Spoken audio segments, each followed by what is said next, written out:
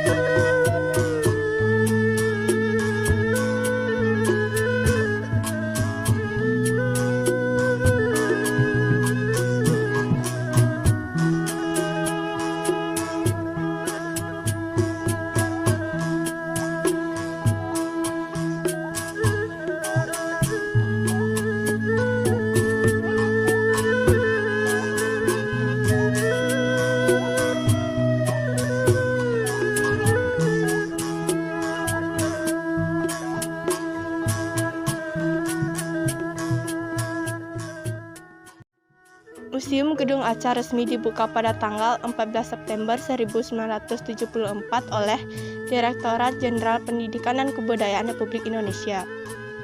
Sebelumnya, Gedung Arca berfungsi sebagai balai penyelamatan untuk menyimpan peninggalan arkeologi yang berhasil dilestarikan sejak tahun 1950-an. Museum Gedung Arca dibangun di atas tanah seluas 5.165 meter kuadrat dengan pembagian halaman mengikuti pola pembangunan pura di Bali yang terdiri dari 3 bagian, yaitu halaman luar atau jaba sisi, halaman tengah atau maja mandala, dan halaman dalam atau utama mandala.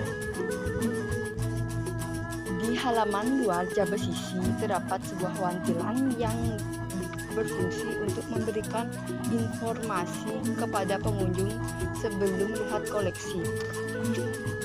Di halaman tengah maja mandala terdapat 4 buah ruangan koleksi memamerkan koleksi secara tetap. Di halaman dalam utama mandala terdapat 7 balai perlindungan tempat memamerkan sarkofagus unggulan Museum Gedong Arca. Di depan Padmasana terdapat sebuah balai perlindungan dipamerkan beberapa buah arca yang ditemukan di sekitar desa Bedulu. Koleksi-koleksi yang dipamerkan dari periode prasejarah hingga sejarah. Semua koleksi adalah pelestarian dilaksanakan di wilayah Provinsi Bali pada tahun 1150 oleh Dinas Purbakala. Itu tadi penjelasan singkat mengenai Museum Gedong Arca. Kita lanjut dengan sesi wawancara bersama Pak Kadek Yogi Prabawa.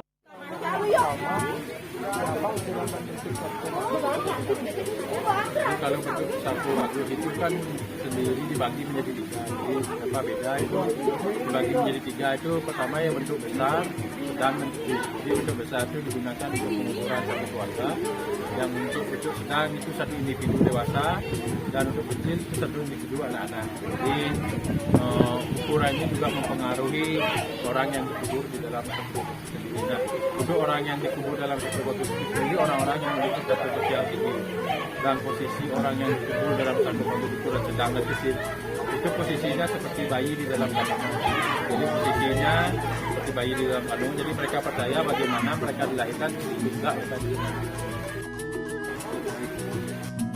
Yang kedua, sarkofagus tersebut terbuat dari batu bata. Kalau sarkofagus di Bali semuanya hampir semua terbuat dari bahan batu padas. Jadi karena sumber daya alam yang tersedia di Bali untuk pembuatan seperti kubur batu ini yang paling mendukung itu adalah batu padas. Jadi kemungkinan besar yang tersedia juga di Bali itu batu padas. Jadi pembuatan sarkofagus atau seperti batu ini digunakan batu padas. Dan pertanyaan ketiga, ada berapa jenis sarkofagus yang ada di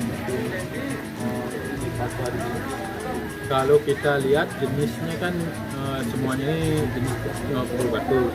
Nah kalau bisa kita bedakan itu dari tonjolannya. Jadi dari tonjol itu ada bisa 3 tipe. Jadi yang pertama tipe dekorasi, berupa tipe hiasan. Yang tonjolannya kecil dan cuma tidak ada motif-motifnya. Yang kedua itu fungsi praktis. Jadi dia itu sebagai pengikat. Sebagai pengikat itu fungsinya untuk pengikat sarkofagus ketika ingin dipindahkan. Jadi ya fungsinya lebih ke praktis. Jadi tonjol itu misalnya tonjolannya besar dan ada bekas ikatan talinya. Yang ketiga tonjol itu ada tonjol yang berfungsi sebagai religius. Jadi fungsi religiusnya bisa kita lihat pada tonjolan yang memiliki gambar kedok muka. Nah, jadi selain gambar kedok muka ini juga mereka percaya bahwa penggambaran kedok muka itu adalah simbol perlindungan terhadap roh yang ada di dalam sarkofagus tersebut. Jadi untuk jenis-jenis sarkofagus bisa kita lihat selain dari bentuknya yang menyerupai perahu, jadi konsep perahu yang diambil itu adalah mereka percaya bahwa mereka hidup nomaden, hidup bermigrasi. Jadi mereka percaya di mana mereka meninggal, mereka bukan berasal dari daerah itu. Jadi perahu inilah kepercayaan mereka yang akan mengantar mereka ke tempat asalnya atau tempat mereka awalnya berada, sehingga konsep-konsep perahu ini menjadi konsep yang penting dalam kehidupan pada masa itu. Selain jadi konsep perahu, mereka juga percaya dengan konsep tempat tertinggi adalah tempat yang paling suci. Jadi orientasi pemujaan pada saat itu lebih kepada orientasi di mana di gunung tertinggi, bukit tertinggi, orientasi pemujaan mereka seperti arah sana, karena mereka percaya tempat tertinggi itu adalah tempat berkumpulnya kebersamanya para leluhur. Dan pertanyaan yang keempat, apa saja yang dikubur? Kalau penguburan dengan sarkofagus, orang-orang yang dikubur dengan sarkofagus adalah orang-orang yang memiliki status sosial tinggi dalam suku kelompok. Jadi ketika ada status sosial yang lebih tinggi atau mereka memiliki jabatan seperti kepala suku, kepala kelompok, mereka akan menggunakan penguburan sarkofagus atau dengan dasar sarkofagus. Jika orang-orang biasa tanpa memiliki kedudukan tinggi atau status sosialnya tidak tinggi, mereka akan dikubur dengan penguburan biasa. Baik,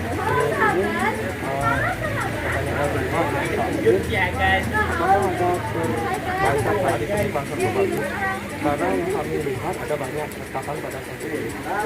Jadi sarkofagus yang ada di Museum Gedong Arca ini pada saat ditemukan hampir sebagian besar dalam kondisi yang pecah. Nah, dalam kondisi yang pecah ketika dibawa ke sini dilakukan rekonstruksi, perbaikan, berupa konservasi, penyambungan dan lain sebagainya itu agar bentuk sarkofagus itu bisa diketahui bentuk-bentuknya seperti apa. Nah, teknik-teknik dalam penyambung ini juga tidak sembarangan, tidak menggunakan semen seperti sekarang. Jadi teknik itu penyambung itu menggunakan bahan sambung itu hampir sama seperti bahan sarkofagus.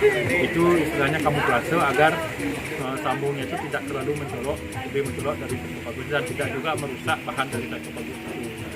Jadi sarkofagus ini ketika sampai di sini lebih direkonstruksi dan dikonservasi, dirawat agar keberadaan sarkofagus itu terlihat lebih utuh dan keberadaannya bisa bertahan lebih lama. Terima kasih. Sekian video penjelasan mengenai koleksi sarkofagus yang berada di Museum Gedong Arca. Jika ada salah kata, mohon dimaafkan. Kami tutup dengan Prama Santi. Om Santi Santi Santi Om.